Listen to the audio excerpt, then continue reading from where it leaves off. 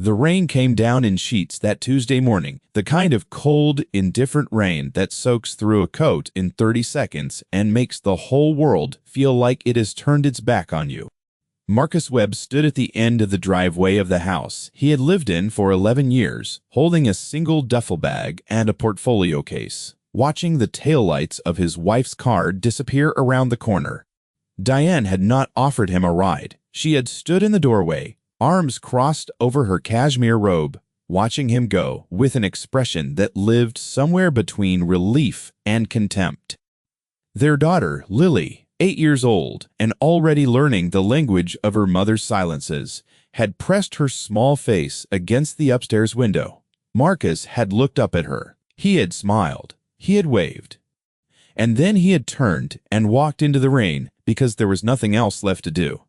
What Diane did not know, what none of them knew yet, was that the duffel bag contained more than clothes. And the portfolio case contained more than drawings. Within 4 months, every assumption Diane Webb had made about the man she was in the process of discarding would be systematically, irrevocably, and very publicly dismantled. But that morning, standing in the rain, with water running down the back of his neck, Marcus Webb simply looked like a man who had lost. If this kind of story speaks to something you know, something you have lived or watched someone you love live through, hit that like button before we go any further. And if you are new here, subscribe and stay close, because we tell stories on this channel that remind you that the end of one chapter is never the end of the book. Now, let us go back to where this really began. Marcus Webb was 41 years old when the rain came. He had spent the previous 17 years building a career as a structural architect, the kind of professional who works in the background of greatness, who designs the bones of buildings that other people take credit for. He was not flashy. He had never needed to be. He drove a sensible car, wore sensible clothes, and had spent the better part of a decade quietly, methodically doing something that no one in his life had bothered to notice. He had been building something of his own. He had met Diane at 30. She was beautiful in the way that certain women are beautiful, the way that makes a room recalibrate when they walk in, and she had chosen him from a field of louder, more obviously ambitious men, which had felt at the time like a gift so large he had not known how to carry it. They had married within 18 months. Lily had come 2 years after that, and for a while the architecture of their life together had felt sound. But structures fail when the load distribution is wrong. When one element carries too much and another carries too little for too long, the stress concentrates, invisible at first, then catastrophic. Diane had stopped working when Lily was born, a decision she had framed as a sacrifice and increasingly wielded as a debt. She had grown accustomed to a life that Marcus's salary sustained, and she had grown contemptuous of the man providing it in almost exact proportion to her dependency on him. It was a dynamic Marcus had observed, named to himself, and quietly filed away without confronting, because he had been busy. He had been very, very busy. 3 years before the rain, Marcus had been approached by a former professor, a man named Edmund Reyes, who was assembling a small private development consortium. Reyes had seen something in Marcus's work that Marcus had always known was there, but had stopped expecting anyone else to recognize. The consortium needed an architect who could think at scale, who understood both the aesthetic and the structural demands of large mixed-use development. They needed someone who could hold the whole vision in their heads simultaneously. Reyes had said, simply, that Marcus was the only person he trusted to do it. The agreement Marcus signed was not a salary arrangement. It was an equity partnership.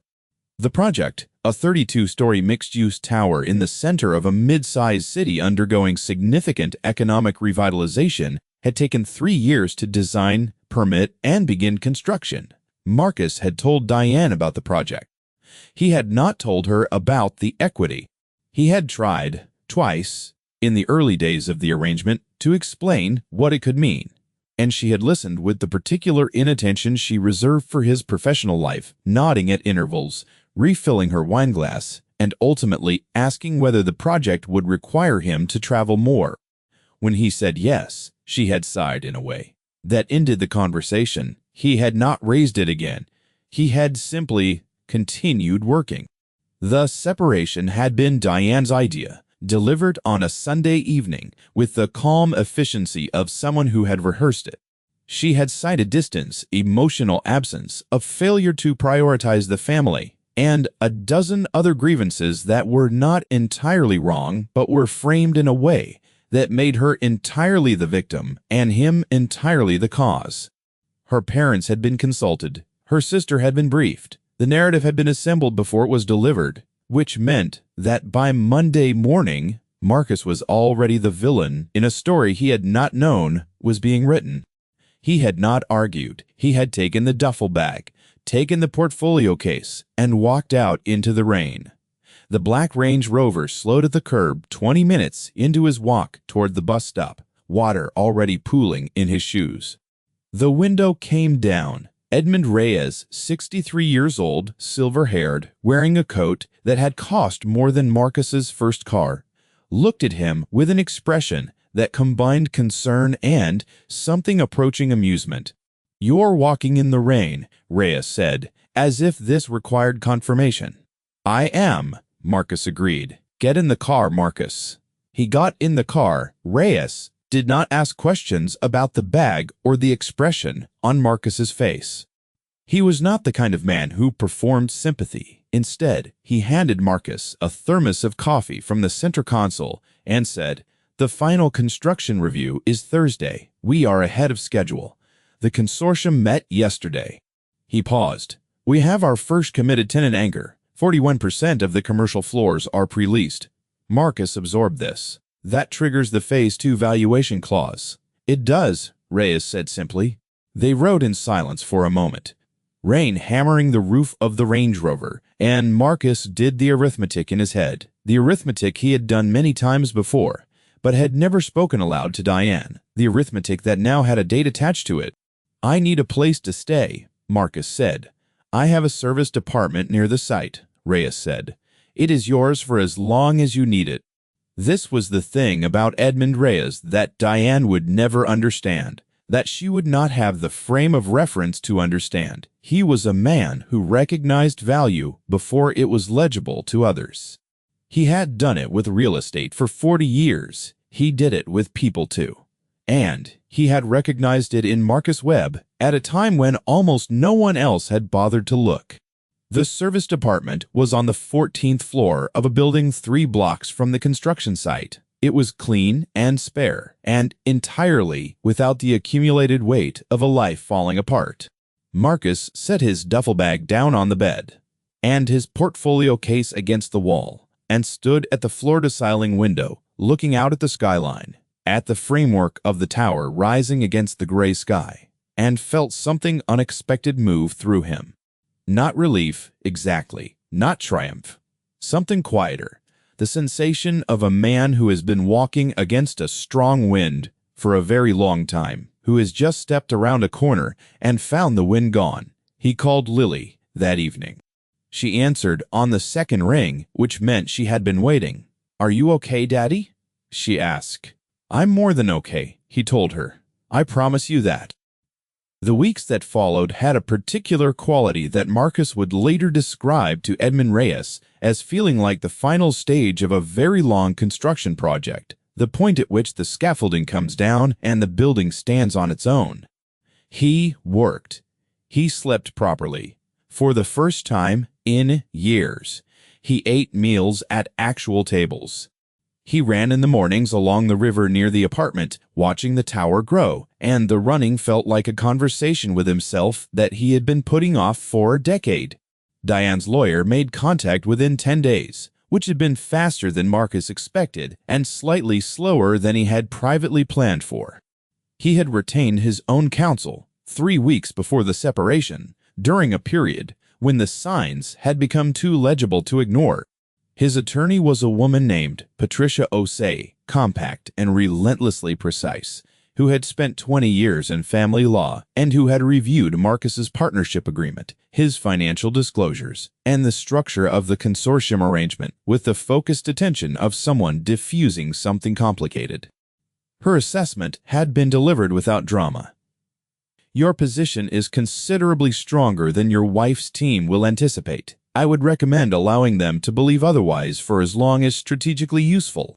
Marcus had found this advice both professionally wise and personally uncomfortable, which meant it was exactly the right advice. Diane's initial filing was aggressive. It sought full custody of Lily on grounds of Marcus's emotional unavailability and professional absence, primary residence rights to the family home, and a financial settlement calibrated to a version of Marcus's assets that was almost entirely based on his architect's salary, as if the previous 3 years of partnership equity simply did not exist. Her attorney was a man named Gerald Fitch, who had a reputation in the city's legal community for a particular brand of confident overreach that worked extremely well right up until the moment it didn't. Marcus sat in Patricia Osei's office on a Thursday afternoon and listened to the terms of Diane's opening position with the particular stillness of a man who is not surprised. "They have done no discovery on the consortium arrangement," Patricia said, sliding a document across the desk. "Based on the figures in their filing, I believe they have no knowledge of it." She knew about the project, Marcus said carefully. She did not know about the equity structure. Patricia looked at him over the document. "That distinction is about to become very important." He nodded. Outside her window, the city went about its business. "What do you want?" Patricia asked. It was a question she always asked, because in her experience, clients who had not clearly answered it for themselves made poor decisions at critical moments. Not what you think is fair, not what you think you can get. What do you actually want? Marcus thought about Lily's face in the upstairs window, about 8 years of Tuesday mornings walking her to school, about the way she pronounced the word architecture with a precision that made him quietly, privately proud every single time. "I want my daughter," he said. "Everything else is negotiable." Patricia Osei wrote something in her notebook. Then we begin there. The pre-discovery period, the weeks before Diane's legal team would be required to be shown the full scope of Marcus's financial position, had a peculiar irony that Marcus could appreciate only from a distance. Diane had begun telling the story of her marriage's end in the social register of their shared acquaintances, and she had told it with the flair of someone who did not realize they were narrating their own undoing. In this version, Marcus was a failure who had chosen work over family, a man of modest means and emotional absence who had left her little choice. She had been generous and patient, and he had been a disappointment. She deserved better. She was moving on. Marcus heard fragments of this narrative through mutual friends, through Lily's careful, loyal retellings of adult conversations she was too young to be present for, and through the particular social media channels that functioned in their circle as a town square. He did not correct the record. He did not call anyone. He focused on the project, on Thursday site reviews with Reyes and the construction manager, on the equity structure, on the timeline, on Lily's Tuesday and Thursday evening calls, and their Saturday morning video chats, where he helped her with math homework through the phone screen. 6 weeks into the separation, Diane brought her parents to the family home for what was described to Marcus through his attorney as a family support gathering. Her parents, Clifton and Renata Beaumont, were people of comfortable inherited wealth and considerable social confidence, the kind of people who had always found Marcus quietly insufficient without being able to articulate exactly why. Clifton Beaumont had made his view of Marcus's career ambitions clear at a dinner table 5 years prior when he had said, without looking up from his plate, that architecture was a fine profession for a man who was content with fine B. Marcus had stored that sentence in the same place. He stored everything that was not yet useful. Diane had, through Gerald Fitch, submitted a request for an early settlement conference. Marcus, through Patricia Osei, had agreed. The date was set for a morning in late November, 7 weeks after the Tuesday of the rain, In those 7 weeks, the following had happened without public announcement. The consortium's Phase 2 valuation had been completed by an independent firm. The equity structure had been confirmed. The anchor tenant had signed the final lease. And Marcus Webb's share of the consortium, based on the terms of the agreement he had signed 3 years prior, had been formally assessed at a figure that was so far outside the framework of Diane's legal team's assumptions that when Patricia Osei submitted it as part of the mandatory financial disclosure package 48 hours before the settlement conference, Gerald Fitch's response had taken the form of a phone call to Patricia at 7:30 in the evening that she later described, with characteristic understatement, as colorful. The settlement conference took place in a law firm's boardroom on the 22nd floor of a downtown tower. It was the kind of room designed to communicate authority, all dark wood and floor-to-ceiling glass. The city spread out below like evidence of something. Marcus arrived in a charcoal suit he had not worn since the consortium agreement signing 3 years before, and he arrived with Patricia Osei, who arrived with a banker's box of documentation and the expression of someone who had already calculated the outcome of this conversation and found it satisfactory. Diane arrived with Gerald Fitch and her mother, Renata Beaumont, who had no legal standing to be present, but whose presence had apparently been deemed important for reasons of moral scaffolding. Diane looked, as she always looked, composed and elegant, and she looked at Marcus with the particular expression she had been wearing since the Sunday evening of the separation, the expression of someone who has already won and is simply waiting for the paperwork to confirm it. The pleasantries lasted approximately 90 seconds.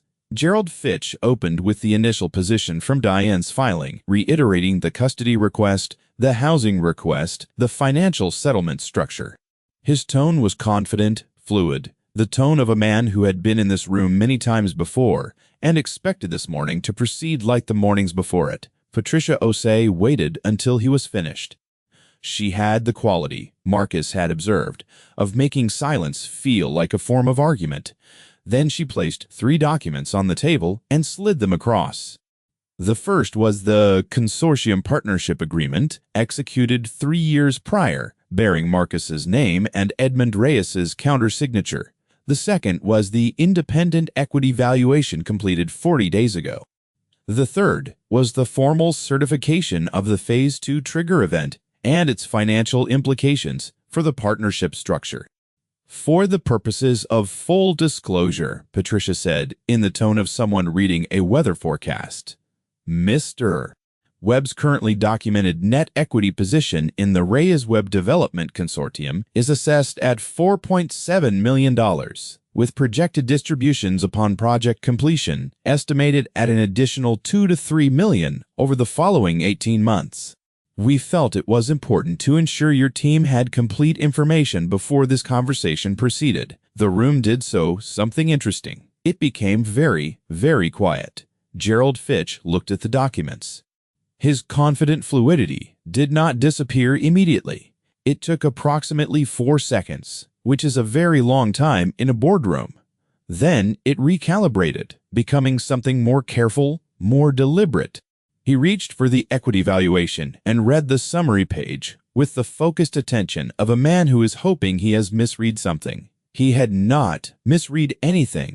Renata Beaumont, who had no legal standing to be present, made a small sound that was not quite a word. Diane was looking at Marcus. Her composure had not shattered, because she was not the kind of woman whose composure shattered in rooms like this, but there was something shifting behind her eyes. A recalculation happening in real time, a reassessment of a man she had believed she understood completely, whose dimensions she had long ago decided were modest and fixed. She was looking at him now, the way you look at a building you have walked past 1,000 times and have suddenly, for the first time, looked at properly. Perhaps, Gerald Fitch said carefully, we should take a brief recess. Of course, Patricia Osei said pleasantly. The recess lasted 40 minutes. Marcus stood at the floor-to-ceiling window looking out over the city, and he thought about the rain, and about Lily's face in the window, and about walking against the wind for a long time, and what it felt like when you finally stepped around the corner. He was not angry. He noticed this about himself with some interest. He was not triumphant, not in the way that has cruelty in it. He was simply, quietly, finally, standing in his own correct dimensions. Patricia came to stand beside him. "They have revised their position substantially," she said. "They are requesting time to reconsider the filing."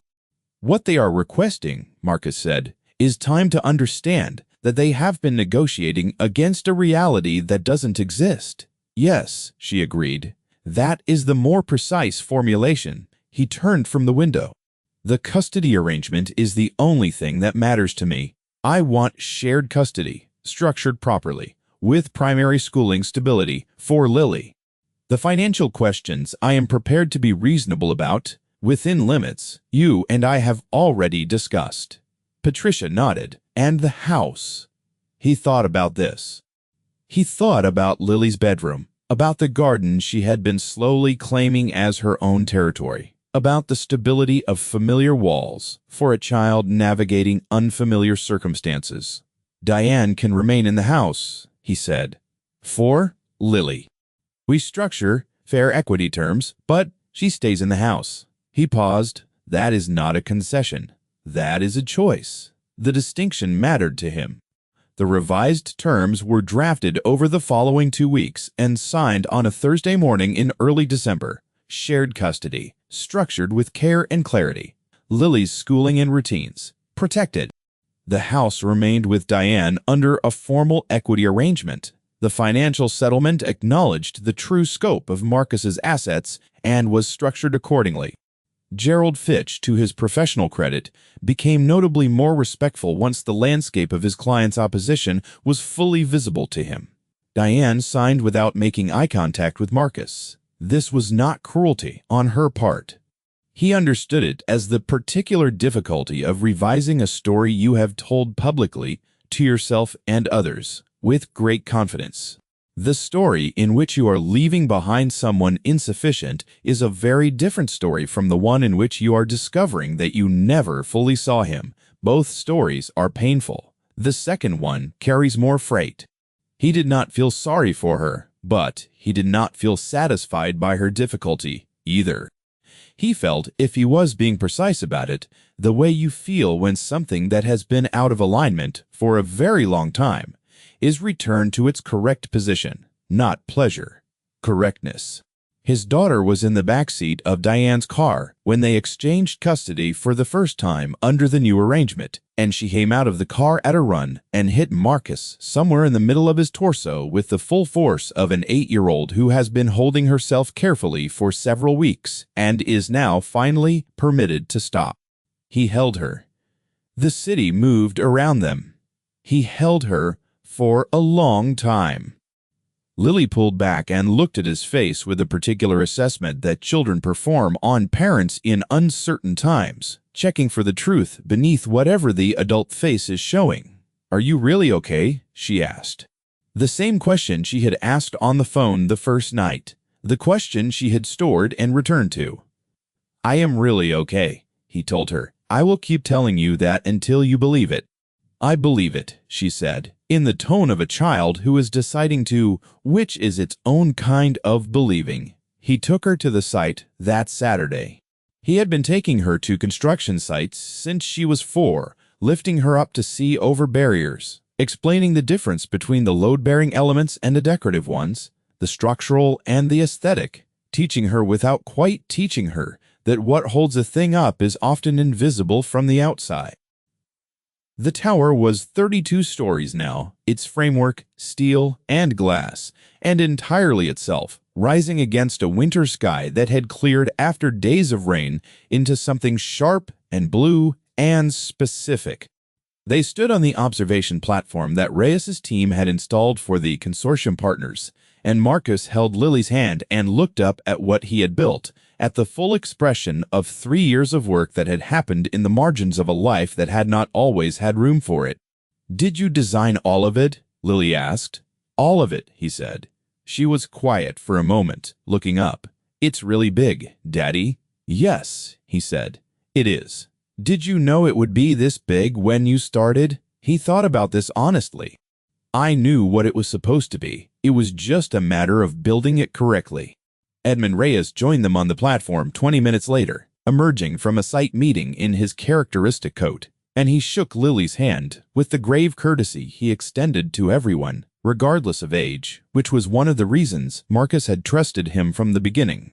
Reyes was a man who considered everyone worth the full weight of his attention. People who are that way with everyone cannot easily be accused of performing it for the powerful. "Your father," Reyes said to Lily, "built something that will stand in this city for 100 years. Lily looked up at the tower. Then she looked at her father. "I know," she said simply, as if she had always known, as if she had just been waiting for someone else to say it out loud. The consortium completion event was held in March, on a crisp Thursday evening, on the ground floor of the completed tower, which had been fitted out with the kind of elegant minimalism that Marcus had specified in the design documents 3 years prior and had quietly wondered whether he would live to see realized. The space was exactly what he had imagined. This happens rarely enough in architecture to feel significant when it does. Edmund Reyes stood at a small podium and spoke briefly in the manner of a man who knows that the building itself is doing the majority of the talking. He mentioned Marcus by name. Os. He mentioned the equity structure, the 3-year timeline, the precision of the vision, and the patience of its execution. Several people in the room turned to look at Marcus in the way that people look at someone they are recataloguing in real time. Marcus stood in the back, near the window, and let the recataloguing happen. He was wearing the same charcoal suit from the settlement conference. He had a glass of water in his hand because he did not drink and never had, a fact that Diane had found socially inconvenient and which had featured in her narrative of his insufficiencies. He was thinking about nothing in particular. He was thinking about the tower, about the way the weight of a structure is distributed through elements you cannot see from the street, about the long patience of good engineering. His phone lit up with a message. He looked at it. It was from a number he recognized, a mutual friend of his and Diane's, a woman named Soraya, who had been kind to Marcus throughout the separation, with the careful kindness of someone trying not to take sides, and taking his side anyway through the sheer quality of her attention. The message said, "Diane saw the article about the tower in the business pages today. I was with her. I thought you should know. She sat very quietly for a long time afterward." Marcus read this. He put his phone back in his pocket. He looked at the room, at the tower's soaring atrium, at the people moving through the space that had existed only in his head and on his drafting screen. For 3 years, he thought about quiet as a response to revelation. He thought it was probably the most honest response available to anyone in that situation. He felt, if he was being careful about it, something close to compassion. Not forgiveness, which was a different process with a longer timeline, but the precursor of it. The acknowledgement that a person can be wrong without being beyond the possibility of revision. He raised his glass of water slightly, to no one in particular, and turned back to the room. The spring that followed had a different quality from any spring Marcus could clearly remember, which was perhaps simply the quality of life when the load is distributed correctly, when you are not carrying in secret what should be acknowledged openly, when the structure of your days matches the structure of what you actually are. He ran along the river in the mornings. He designed.